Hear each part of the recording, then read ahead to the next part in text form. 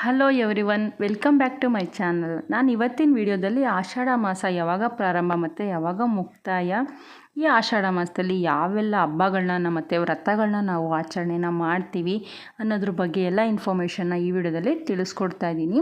Video start ಮಾಡೋಕ್ಕೂ ಮುಂಚೆ ನನ್ನ ಚಾನಲ್ನ ಯಾರು ಸಬ್ಸ್ಕ್ರೈಬ್ ಮಾಡದೆ ನೋಡ್ತಾರೆ ಪ್ಲೀಸ್ ಸಬ್ಸ್ಕ್ರೈಬ್ ಮಾಡ್ಕೊಂಡು ನೋಡಿ. ಪಕ್ಕದಲ್ಲೇ ಕಾಣೋ ಬೆಲ್ ಬಟನ್ನ ಕ್ಲಿಕ್ ಮಾಡಿ ಆಲ್ ಅಂತ ಸೆಲೆಕ್ಟ್ ಮಾಡೋದ್ರಿಂದ ನೆಕ್ಸ್ಟ್ ನಾನು ಯಾವುದೇ ನ್ಯೂ ವಿಡಿಯೋ ಹಾಕ್ದಾಗ ನಿಮಗೆ ಫಸ್ಟ್ ನೋಟಿಫಿಕೇಷನ್ ಬರುತ್ತೆ, ನೀವೇ ಮೊದಲು ನೋಡ್ಬೋದು. ಬನ್ನಿ ತಡ ಮಾಡ್ದಲ್ಲೇ ವಿಡಿಯೋನ ಸ್ಟಾರ್ಟ್ ಮಾಡೋಣ. ಈ ಆಷಾಢ ಅಮಾವಾಸ್ಯೆ ಅಥವಾ ಅದನ್ನು ಜ್ಯೇಷ್ಠ ಅಮಾವಾಸ್ಯೆ ಅಂತಲೂ ಸಹ ಕೂಗ್ತೀವಿ, ಮಣ್ಣೆತ್ತಿನ ಅಮಾವಾಸ್ಯೆ ಅಂತಲೂ ಸಹ ಕೂಗ್ತೀವಿ. ಈ ಅಮಾವಾಸ್ಯೆಯು ಪ್ರಾರಂಭವಾಗುವುದು ಜುಲೈ 5ನೇ ತಾರೀಕು ಬೆಳಿಗ್ಗೆ ಶುಕ್ರವಾರ 4:58 ಶುರುವಾಗಿ 6ನೇ ತಾರೀಕು ಜುಲೈ ಶನಿವಾರ ಬೆಳಗಿನ ಜಾವ 4:28ಕ್ಕೆ ಮುಕ್ತಾಯ ಆಗುತ್ತೆ.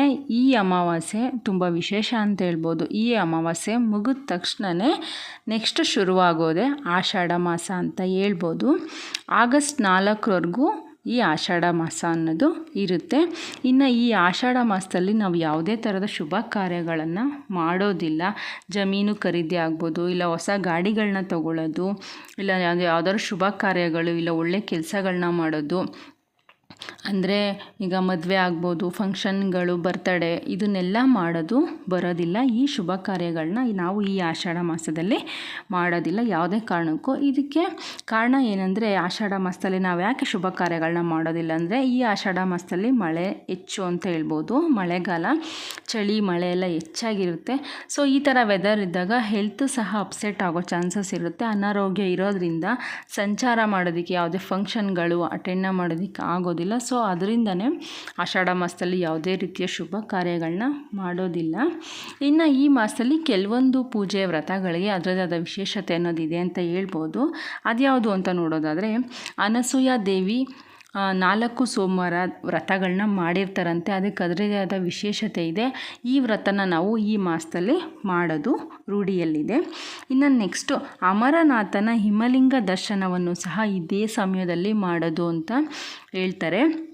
ಇದೇ ಸಮಯದಲ್ಲಿ ಅಮರನಾಥದಲ್ಲಿ ಹಿಮಲಿಂಗನ ದರ್ಶನಕ್ಕೆ ಇಡ್ತಾರೆ. ಇನ್ನು ಏಕಾದಶಿಯನ್ನು ಈ ಮಾಸದಲ್ಲಿ ಪ್ರಾರಂಭನ ಮಾಡ್ತಾರೆ. ಮೈಸೂರು ಪ್ರಾಂತ್ಯದಲ್ಲಿ ಆಷಾಢ ಮಾಸದಲ್ಲಿ ಮನೆಯಲ್ಲಿ ಸಂಜೆ ಟೈಮು ತಾಯಿ ತುಳಸಿ ಮಾತೆಗೆ ತುಪ್ಪದ ದೀಪನ ಹಚ್ಚೋದು ರೂಢಿಯಲ್ಲಿದೆ. ಅದು ಈ ಆಷಾಢ ಮಾಸದ ವಿಶೇಷ ಅಂತಲೇ ಹೇಳ್ಬೋದು.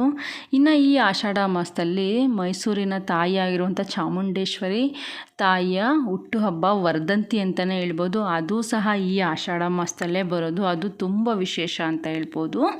ಇನ್ನು ನೆಕ್ಸ್ಟ್ ನೋಡೋದಾದರೆ, ಮುತ್ತೈದೆಯರೆಲ್ಲರೂ ಸಹ ಗಂಡನ ಆಯಸ್ಸಿಗಾಗಿ ಮಾಡುವಂಥ ಜ್ಯೋತಿರ್ಭೀಮೇಶ್ವರ ವ್ರತ, ಅದು ಸಹ ಈ ಆಷಾಢ ಮಾಸದಲ್ಲೇ ಬಂದಿದೆ ಅಂತ ಹೇಳ್ಬೋದು. ಇದಿಷ್ಟು ನಾವು ಆಷಾಢ ಮಾಸದಲ್ಲಿ ಆಚರಣೆ ಮಾಡುವಂತಹ ವ್ರತಗಳು, ಪೂಜಾ ಕಾರ್ಯಗಳು ಅಂತಲೇ ಹೇಳ್ಬೋದು. ಇದಿಷ್ಟು ಮಾಹಿತಿ ಆಷಾಢ ಮಾಸದಲ್ಲಿ ನಾವು ಯಾಕೆ ಶುಭ ಕಾರ್ಯಗಳನ್ನ ಮಾಡೋದಿಲ್ಲ, ಅದಕ್ಕೆ ಕಾರಣ ಏನು ಅನ್ನೋದನ್ನು ಸಹ ನಾನು ತಿಳಿಸ್ಕೊಟ್ಟಿದ್ದೀನಿ. ಮತ್ತು ಆಷಾಢ ಮಾಸದಲ್ಲಿ ಯಾವ್ಯಾವುದು ವ್ರತಗಳನ್ನ ಮಾಡ್ಬೋದು, ಪೂಜೆಗಳನ್ನ ಮಾಡ್ಬೋದು ಅನ್ನೋ ಇನ್ಫಾರ್ಮೇಷನ್ನು ಸಹ ತಿಳಿಸ್ಕೊಟ್ಟಿದ್ದೀನಿ. ನಾನು ನನ್ನ ನೆಕ್ಸ್ಟ್ ಬರೋ ವೀಡಿಯೋಸಲ್ಲಿ ಇದೇ ಥರ ಪೂಜೆ ಮತ್ತು ವರಮಹಾಲಕ್ಷ್ಮಿ ಹಬ್ಬಕ್ಕೆ ಸಂಬಂಧಪಟ್ಟಿರುವಂಥ ವೀಡಿಯೋಸ್ಗಳನ್ನ ನಾನು ತಿಳಿಸ್ಕೊಡ್ತೀನಿ. ಯಾರೂ ಮಿಸ್ ಮಾಡ್ದಲೇ ವೀಡಿಯೋಸ್ಗಾಗಿ ಚಾನಲ್ನ ಸಬ್ಸ್ಕ್ರೈಬ್ ಮಾಡಿಕೊಂಡು ನೋಡ್ತಾಯಿರಿ. ನನ್ನ ಚಾನಲ್ಗೆ ಸಪೋರ್ಟ್ ಮಾಡಿ. ನನ್ನ ವೀಡಿಯೋ ನೋಡೋದಕ್ಕಾಗಿ ಧನ್ಯವಾದಗಳು.